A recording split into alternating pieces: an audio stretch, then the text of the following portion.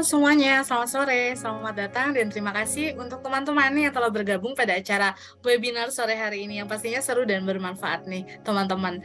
Sebelum kita mulai rangkaian acara hari ini, saya ingin memperkenalkan diri terlebih dahulu supaya makin akrab dengan teman-teman sekalian. Perkenalkan, nama saya Yolanda dari Gini yang akan memandu teman-teman nih di acara webinar hari ini. Oh iya, saya juga mau menyapa juga nih untuk teman-teman yang menonton webinar hari ini melalui aplikasi Cakap. Halo, selamat sore. Nah, untuk teman-teman yang mau nonton via aplikasi Cakap, teman-teman juga bisa langsung aja download aplikasi Cakap di Play Store atau juga di Apple Store, teman-teman. Baik, jadi sore hari ini kita mau ngobrol-ngobrol tentang apa sih? Jadi sore hari ini kita akan ngobrol-ngobrol tentang bagaimana cara pengelolaan gudang yang baik untuk bisnis teman-teman semua nih.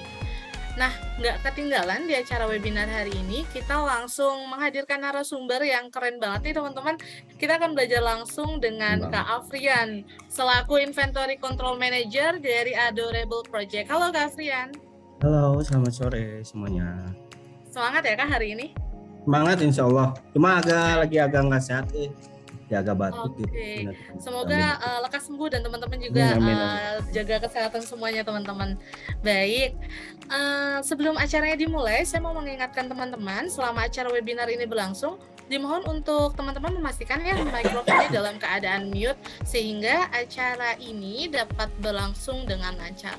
Teman-teman juga dapat mengajukan pertanyaan melalui kolom chat Zoom dan nanti akan kita pilih nih beberapa pertanyaan yang akan dibantu jawab oleh narasumber kita di akhir sesi.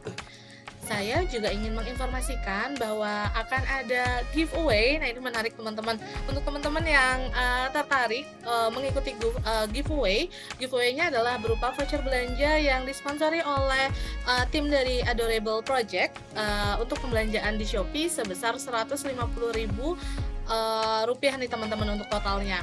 Caranya untuk mendapatkan voucher belanja voucher belanja sebesar Rp50.000 untuk minimal pembelian sebesar Rp150.000 seperti itu.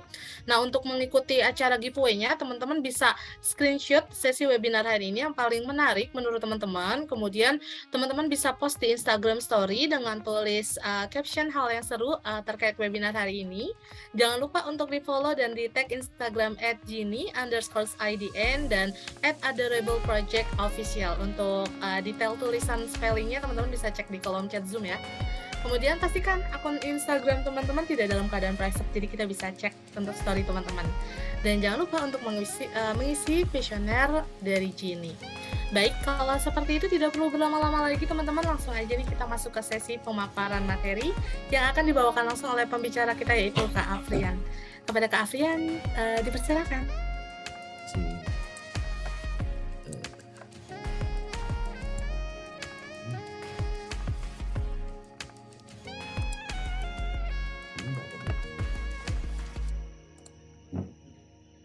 Udah keluar belum? Masih belum terlihat Kak untuk materinya.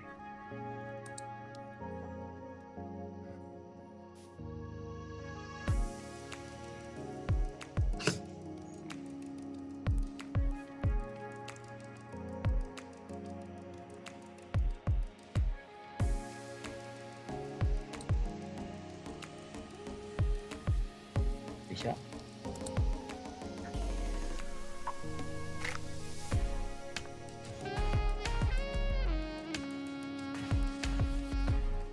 Udah ya?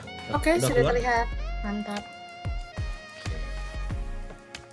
Mulai ya. Tips pengelolaan gudang. Ini aku nggak pakai PPT, nggak apa-apa ya. Pertama kenalin dulu, namaku Afrian Hendra, lahir di Cimahi. Ini salah nih kayaknya datanya, harusnya ini 20 tahun yang lalu, bukan 30. Salah nih pada bikin datanya. Terus bergabung sama Adorable tuh sejak 2011 tuh. Terus di 2016 tuh 2016 sempat pindah ke Jogja tuh. Terus masuk lagi di 2018. Dulu sebelum di inventory controlnya di gudang, kita pernah juga jadi customer service-nya Ado. 2 tahun terus, sama pernah juga di tim produksi berhubungan sama vendor-vendor gitu 2 tahunan juga lah kurang lebih. Di gudang juga udah 2-3 tahunan. Thank you. Gitu. Udah ya, cukup ya tentang aku, nggak terlalu penting itu sama. Sekarang masuk ke sejarah si Adorable Project itu sendiri. Adorable Project didirikan di Cimahi juga. Kebanyakan memang orang-orang Cimahi. Sama Fajar sama Fajar sama Teira. Itu didiriin tahun 2008. Dulu kalau nggak salah modalnya tuh berawal patungan 100.000 atau 110.000 masing-masing, ya 230.000-an awalnya buat modal pacaran gitu. Modal pacaran karena udah semester akhir, udah nggak dapat uang jajan, jadi Fajar sama Teira kolektif lah, yuk kita bikin apa yuk buat modal pacaran, nonton dan lain sebagainya biar nggak usah minta gitu. Nah, saat ini Adorable bekerja sama 50 mitra pengrajin atau IKM kurang lebih sama vendor-vendor di sekitaran Bandung. Dan bisa menghasilkan 100-200.000 produk per tahun.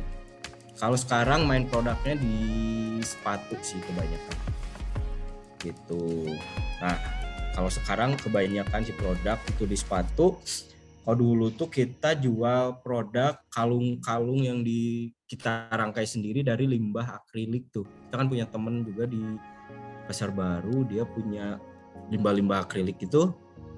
Nah, kita jadiin kalung. Dulu awalnya di situ. Dari mulut ke mulut, dari teman ke teman, sampai ada dulu tuh medsosnya paling baru apa ya? Friendster kali ya? Friendster. Begitu. Kalau saat ini mah kebanyakan sepatu sih ya. Itu paling. Terus di Adorable divisi-divisinya ada desain.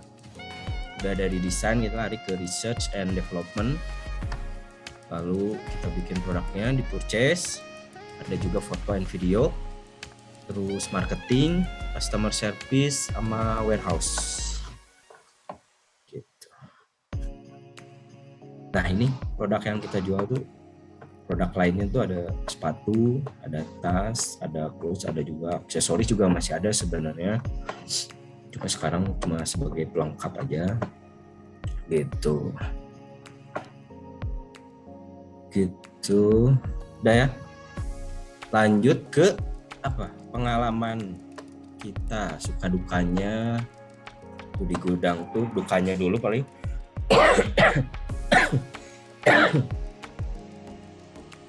Ini maaf ya, HP-nya agak nggak enak badan. Dukanya paling salah satunya supply untuk bahan tuh kadang susah ya. Kadang kita mau order, tiba-tiba barangnya si bahannya tuh hilang di pasaran tuh. Kita mau repeat tuh, bahannya udah nggak ada tuh. Nah, itu paling sering tuh. Gitu. Terus kalau ini kan kita mulai si perusahaan ini kan dari kecil kan, dari cuma berdua jadi berempat, jadi berenam, jadi bersepuluh kayak gitu kan. Nah, ada juga di perjalanan tuh kayak temennya mau kemana, mau kerja di mana gitu, yang asalnya udah bareng-bareng terus jadi harus pisah. Nah, itu paling itu. Terus duka yang paling ini mah yang paling kita alamin tuh kayaknya belakangan ini tuh, apalagi belakangan ini ya, pemerintah tuh nggak berperan aktif sih berjuang bersama kita gitu. Itu sih pemerintah palingan cuma taunya ya gitulah, pajaknya mana, giliran kita butuh sokongan kayak bahan kayak gitu mah nggak ada pemerintah. Perannya cuma kalau zaman dulu mah bukan pajak, capek upeti lah, pajak upeti sama aja lah. Nah, kalau sukanya kita berjuang sama teman-teman yang punya mimpi yang sama, bareng-bareng tuh seru aja kan sama teman-teman.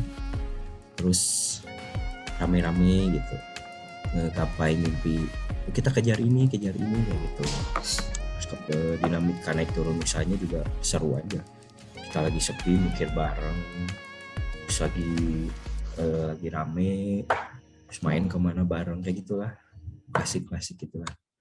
Terus bisa juga bantu teman-teman kerja yang lagi nganggur segala macem, bisa kita yaudah di gua aja nih bareng-bareng yuk, bantuin di apa. Nah untuk di sini tuh sebenarnya si Adorable tuh punya cara rekrutmen yang unik menurut aku, karena kita nggak ada proses rekrutmen yang kayak gimana cari orang, oh kita butuh orang di mana, di marketing misalnya atau di customer service misal. Nah kita nggak ada proses buat rekrutmen khusus gitu. Dulu tuh yang berawal dari temen, dari yang 2 orang jadi 4 jadi 8 ya di kisaran kita di lingkungan kita. Ketika si ordernya udah mulai naik, nah proses rekrutmen kita tuh kita cari ibu-ibu yang bahkan udah nggak produktif tuh, kita jadiin rekan buat packing buat segala macem gitu. Terus untuk teman-teman cowoknya juga kita kadang ada nih teman atau saudara yang dimana di Gunung Halu nih, bahkan dia nggak punya ijazah segala macem. Nah kita malah nyarinya yang kayak gitu, teman-teman yang apa namanya ya aku udah nggak punya ijazah masa sih bisa kerja kayak gini kayak gitu. Nah kita malah nyarinya seperti itu sih. Seru juga sih. Terus dari awal ada yang sampai suruh nyalain komputer dia nggak berani. Seru kayak gitunya sih menurut aku. Kayak kalau dulu tuh kan kita tuh kan dulu si apa namanya storage-nya kan di garasi rumah gitu kan, mirip tuh sama Apple ya. Nah di garasi rumah gitu, terus si produknya udah makin banyak, kita coba cari kontrakan yang per petak gitu kan. Kita coba nyari kontrakan, diambil 1, diambil 2 gitu. Lucunya kita tuh kan secara sadar nggak sadar tuh kadang nggak sadar buat si produk tuh ternyata makin banyak tuh. Nah dulu sempet apa ya, kita nggak punya inventory data produk ini ada di mana kan, karena disebut banyak juga belum, cuma sebenarnya udah cukup banyak tuh dari segi SKU dia udah cukup banyak. Nah ketika itu waktu di gudang kita tuh ngandelin orang buat inget-inget produk A di mana, produk B di mana gitu. Produk A di mana, ngandelin 1-2 orang. Jadi ketika si orang itu sakit, bingung juga tuh, nggak ada yang tahu tuh. Nah itu baru kita improve buat ternyata nggak boleh nih ngandelin orang gitu. Kita coba improve pakai Excel gitu kayak gitu sih. Seru sih itu. Ngandelin orangnya sakit, orderan sakit. Itu pengalamannya palingnya selintas. Nah mengapa memilih industri ini? Pertama pasti karena punya passion di fashion, terutama buat Taira sama Fajar. Nah Taira tuh kan emang suka banget dia dilihat sebagai customer ataupun desainer, suka gambar segala macem. Jadi sebagai customer juga emang suka belanja, suka produk-produk yang unik juga gitu. Terus suka juga bikin kayak gini nih kayaknya bagus sih. Emang poinnya kan di situ kan, ketika mau bikin apa namanya, bikin usaha nih, kalau dilihatnya dari segi customer tuh kan sebenarnya lebih ini ya, lebih masuk akal aja gitu, lebih tahu apa yang dibutuhin. Oh aku tuh lagi pengen ini nih, ini belum ada nih di pasaran, baru sedikit segala macam, seperti itu sih. Gitu. Yang pertama emang passionnya emang di fashion nih si owner kita tuh. Terus yang kedua benefit dari area, ibaratkan kita tinggal di laut, mudah bisnis garam. Maksudnya gini, kebetulan kita tuh kan di Bandung, salah satu tradisional craftsmanship-nya ya. Nah di Bandung tuh hampir tiap kelurahan tuh kita punya kayak konveksi pengrajin gitu. Nah, kenapa nggak kita kembangin gitu loh maksudnya. Kalau di negara maju tuh kan udah kayak orang ngargain banget kan hasil si craftsmanship tuh. Nah, kalau kita udah aja kita coba maksimalin apa yang Bandung punya tuh si awalnya gitu. Terus ya coba bersaing aja sama produk-produk yang dari luar juga gitu. Itu jadi kita ada di Bandung, manfaatin apa yang ada di Bandung, karena nggak semua wilayah, nggak semua kota tuh punya punya kelebihan kayak di Bandung sekarang. Itu. Yang ketiga, industri sepatu adalah industri yang padat karya. Available dengan bisnis model yang bermitra dengan para pengrajin. Kami percaya salah satu faktor bisnis yang bisa berkembang adalah bukan tentang uang semata, tapi memiliki nilai manfaat dan memiliki impact gitu. Maksudnya ini mungkin bakal terdengar klise, tapi kalau kita pribadi tuh kadang pengen kan ngelihat si tukang ya, dari dia muda sampai udah tua, si kehidupannya juga masih kayak gitu aja. Belum ketika hari ini pengrajin regenerasinya tuh nggak ada, susah banget untuk nemuin regenerasi. Siapa sih yang mau jadi tukang sepatu kayak gitu loh gitu. Kalau kita ngelihat ngebandingin sama barista, pengennya minimal kayak gitulah si tukang sepatu teh bisa jadi keren aja gitu. Ketika orang kan dulu bikin barista nggak begitu banyak kayak sekarang ya. Nah gitu, minimal kayak gitu, minimal anak mudanya tuh bikin sepatu, bikin craft gitu teh dia keren dan bisa tercukupi si kehidupannya gitu. Itu paling kalau kenapa kita pilih industri yang sekarang ditekunin sih. Nah ini kita masuk ke proses bisnis ya di Warehouse Adorable. Idenya kebanyakan apa-apalah. Nah di kita kan ada 2 divisi ya, ada inbound sama outbound. Jadi kita kalau kita order, kita nggak produksi sendiri, kita order bermitra sama teman-teman vendor sepatu. Nanti dia datang masuk ke inbound, dicek kualitasnya segala macam, baru masuk ke gudang kita. Ada 2 proses. Yang proses yang kedua, proses outbound. Jadi orderan yang masuk kita ambil, kita packing, kita QC dulu, kita packing, lalu kita kirim ke customer. Kurang lebih seperti itu.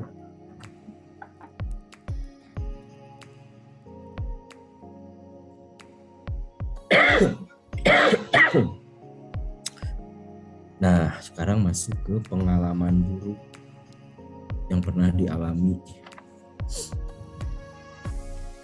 Pengalaman buruk tuh nggak buruk sih sebenarnya, cuma kayak gitulah, cuma hal-hal kecil, cuma berulang-ulang gitu. Kayak produknya tuh ada di mana aja, workflow-nya nggak efektif gitu. Terus sempat hilang produk juga tuh. Sebenarnya karena karena aku pernah baca tuh kalau UMKM tuh seringnya tuh dia nggak sadar dengan kemajuan si usahanya gitu. Itu juga kita aminin sih. Jadi kayak tadi aku cerita dari 2 orang ke 10 orang, tiba-tiba tuh kita sadar udah 40 orang misal. Nah kita tuh nggak sadar orang tuh udah bertambah, orderan juga gitu. Dan kita kan biasanya improve-nya baiknya kan ketika produknya banyak nih gitu. Terus gimana nih, nggak mungkin kan ngirim jadi seminggu, biasanya 1-2 hari gitu. Nah terus ya udah panggilin aja orang-orang. Nah itu ini yang maksud aku ketika udah melebihi kapasitas, keputusan untuk menambah SDM tuh nggak ada dasarnya tuh, maksudnya gitu. Jadi main panggil aja orang tuh. Oh ya udah panggil, kurang berapa nih? 5, masih kurang 10 kayak gitu. Jadi masih masih liar gitu. Kalau ngandelin SDM tertentu, minusnya dari tadi yang aku cerita, ketika kita nge-hire teman-teman yang bahkan tidak menyelesaikan sekolah SD misal. Minusnya ketika kita butuh SDM yang berkualitas tuh si prosesnya lumayan panjang ya. Jadi ketika kita butuh kadang orangnya belum siap nih. Apalagi kalau kita nggak nyiapin kita nggak fokus ke pembelajaran dianya nih. Kalau orangnya mau belajar ya mungkin dia bisa lebih dari orang. Nah ketika kita butuh untuk orang-orang seperti itu lumayan repot sih. Kalau di kita seperti itu. Itu orang, harus diajarin dulu nih. Ada yang cepat, ada yang lama gitu. Tapi justru itu seru juga di situ. Melatih orang yang asalnya takut nyalain komputer jadi bisa Excel, bisa rumus tuh seru sih sebenarnya. Seru-seru pusing lah. Tuh. Nah, ini kapan sebaiknya menggunakan WMS? Ya, ketika pemenuhan order tidak bisa dilakukan secepatnya atau dalam 24 jam. Frekuensi kesalahan pengambilan item makin sering. Nah, ya itu karena ketika si order banyak otomatis speednya juga kan harus lebih cepat ya. Nah, itu biasanya salah ngambil malah jadi delay tuh, salah ngambil segala macam. Kalau ada aja yang lolos dari udah si pickingnya ambil, QC-nya juga salah. Nah, suka ada aja yang lolos ke customer sampai salah gitu. Karena nggak ada si sistem ya, by human aja kan. Orang bisa salah gitu. Kesulitan dalam mendata picking list. Dia nggak tahu nih, ini yang sering salah siapa sih? Jangan-jangan karena satu orang yang sering salah tuh kan jadi semuanya nih, wah nggak bener nih semua kerjanya nih gitu. Padahal yang sering teledor cuma 1-2 orang. Akurasi tracking kuantitas barang di gudang di bawah 80%. Tingkat keluhan pelanggan ya pasti ini berkesinambungan ya sama tadi, salah kirim lama gitu. Pasti kan takutnya keluhan pelanggannya jadi tambah tinggi gitu. Sering terjadi delay dalam penerimaan. Ya tadi produk yang diterima tidak bisa langsung disimpan di area penyimpanan. Ingin meningkatkan penjualan.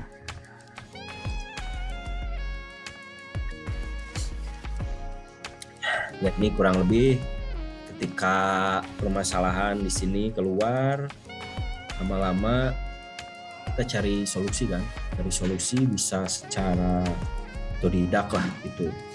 Ya udah bikin ini. Sempet di kita juga sebelum pakai WMS tuh jadi kayak apa ya? Tolong sama kemarin tuh ada Google Spreadsheet lah. Gitu. Jadi aku tuh pengen gimana ya caranya biar gak usah. Kita tuh kan beda divisi, beda tempat kan. Kadang si divisi ini nanya ke gudang, nanya ini, nanya itu. Ada juga divisi lain yang ini udah datang belum, segala macam, ini udah dikirim belum. Nah itu kan cukup repot ya. Kita ada berapa orang, berapa divisi terus nanya ke gudang. Nah itu teh sempat juga kita improve bikin apa gitu. Bikin aja coba Google Spreadsheet nih, biar data yang kita punya bisa diakses. Meskipun pada kenyataannya tetap aja ketika yang pegangnya orang, tingkat kesalahan pasti masih ada aja gitu. Efek baiknya yang dirasakan setelah menggunakan WMS, ya lebih efisien, mempercepat proses bisnis juga, itu pendataan segala macam ada di database, terus nggak usah jadi orang nggak bingung lah, semua udah terdata, udah teratur aja gitu. Stock of name segala macem, nanya produk keluar, produk yang masuk, sampai warna apa aja sih gitu. Kayak gitu udah bisa kelihatan sih. Nggak terlalu semua harus dibikin data. Jadi kalau dulu kan dikit-dikit ini kita butuh data ini, bikin datanya gitu. Sampai ketika buka file teh banyak banget tuh datanya. Kalau sekarang kan udah dalam satu data gitu. Enak aja udah. Begitu hal-hal apa aja yang perlu diperhatikan. Ini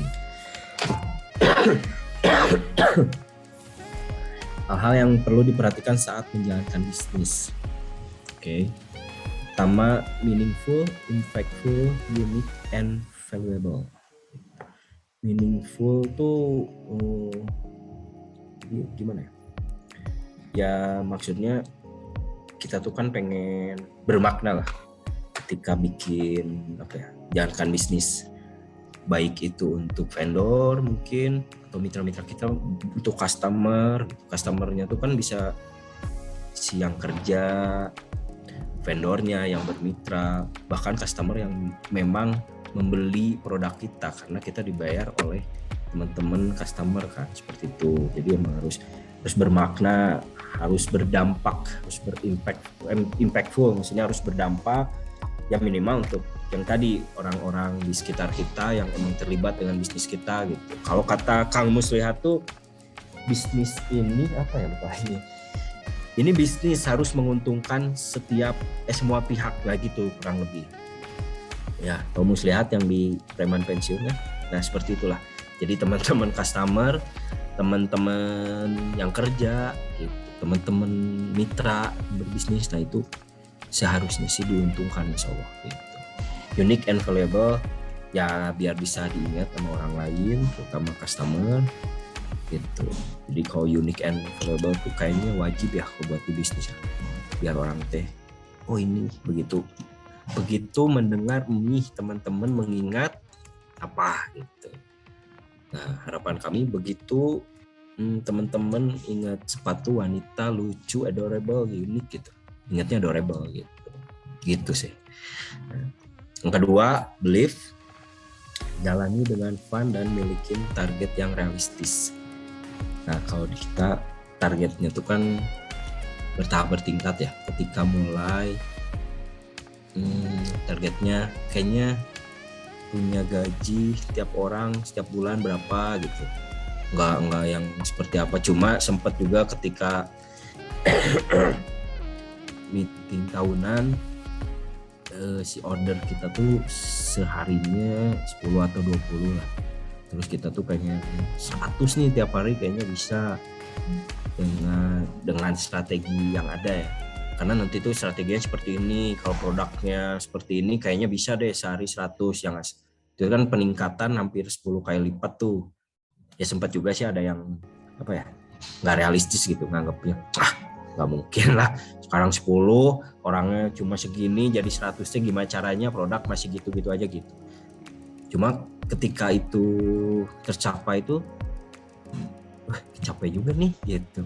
Kayaknya ketika nextnya kita meeting lagi nentuin itu, jadi udah teman-teman juga kadang nggak berani buat nggak akan kecapai, enggak, karena udah beberapa kali kita pasang target ternyata realistis, bahkan bisa dicapai gitu. Ketiga, kepuasan customer adalah kunci. Kualitas produk, kualitas layanan dimana sangat ditunjang oleh WMS. Betul. Jadi di kita tuh kan ada buat pelayanan, kita punya hampir 20 customer service dibagi tiap area kan. Nah, kenapa sebanyak itu? Walaupun sebenarnya kalau lihat jualan hari ini tuh sebenarnya nggak butuh sebanyak itu. Cuma emang kita pengen kualitas layanannya prima banget tuh gitu. Sebelum sudah kakak-kakak beli tuh langsung kita kabarin, Kak udah ya oke. Pokoknya order di kita tuh aman segala macam gitu buat si customer yang baru datang. Kita kabarin terus produknya ada di mana, seperti apa. Kalau produknya nggak ada, kapan ini bisa restock lagi segala macam gitu. Seperti itu sih. Kalau kualitas produk ya pasti sedikit demi sedikit kita pengen ningkatin ya, karena kita pengen si produk yang bicara. Ketika customer pakai itu, oh dengan harga sekian nih valuable, emang enak nih dipakainya, seperti itu gitu. Makanya kalau ada teman-teman kenalan pemerintah tolong dibantu lah. Seperti itu. Udah sih itu aja Kak, paling ini alamat website kita sama Shopee-nya, barangkali mau lihat-lihat gitu. Terima kasih. Oke, thank you Kak Afrian untuk sharing-sharingnya. Teman-teman yang masih penasaran tentang produk Adorable Project, teman-teman bisa langsung kunjungi aja di beberapa marketplace ataupun di websitenya Adorable Project itu sendiri. Baik, kalau seperti itu, terima kasih sekali lagi Kak Afrian untuk materinya, menarik banget nih dan terima kasih juga sudah sharing-sharing. Semoga bisa, menambah inspirasi untuk teman-teman yang hadir hari ini. Nah, sebelum masuk ke materi selanjutnya, saya ada beberapa pertanyaan nih yang mungkin Kak Afrian atau dari tim, Adorable Project bisa bantu, jawab gitu. Mungkin juga pertanyaan saya ini bisa mewakili teman-teman juga yang hadir hari ini.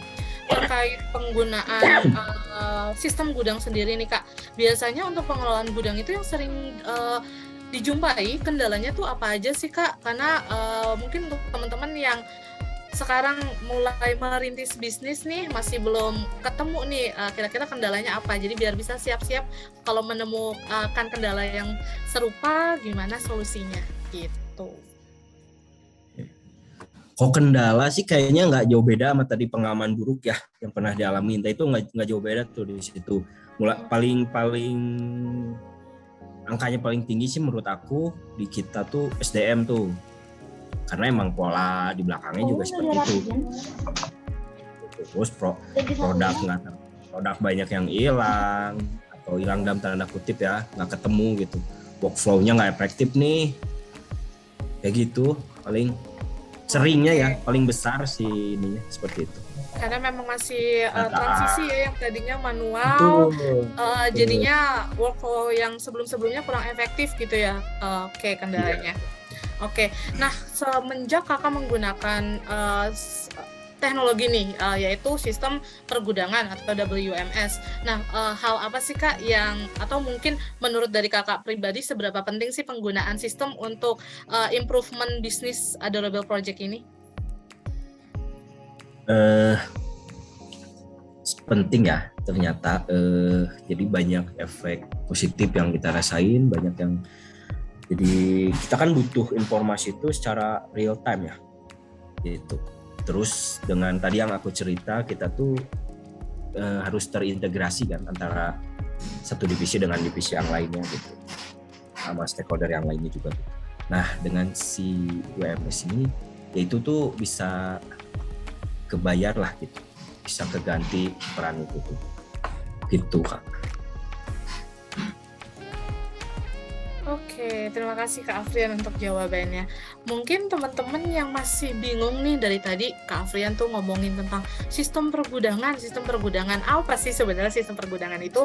Mungkin saya akan masuk ke sesi selanjutnya, saya akan bantu untuk kasih informasi ke teman-teman yang belum tahu sistem pergudangan tuh sebenarnya apa sih.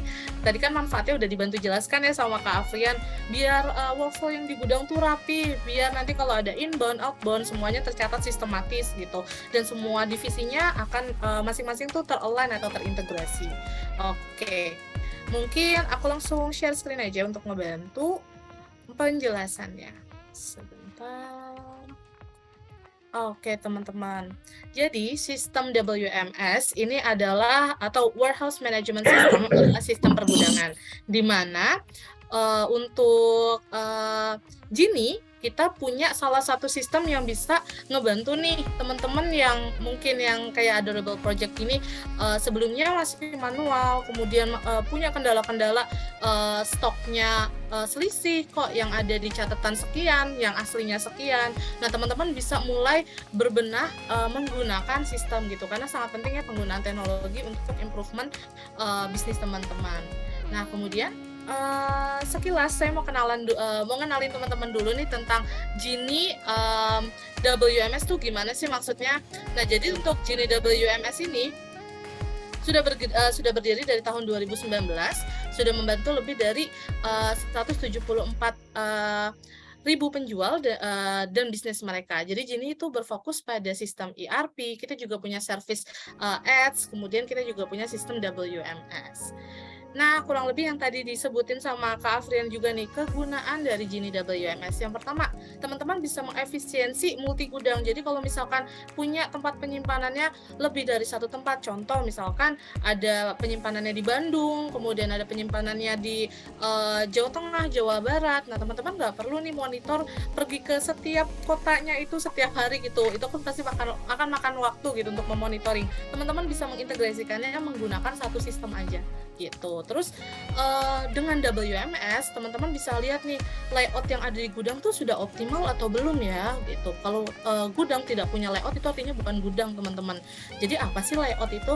Jadi layout itu tuh teman-teman bisa nanti ketika teman-teman punya space untuk tempat penyimpanan bisa dibagi-bagi nih, mana sih tempat untuk penerimaan barang, mana sih nanti tempat untuk penyimpanan, nanti kalau barangnya keluar harus keluarnya lewat dari mana. Nah itu teman-teman perlu dipikirin nih layoutnya untuk mengoptimalisasi penggunaan ruang.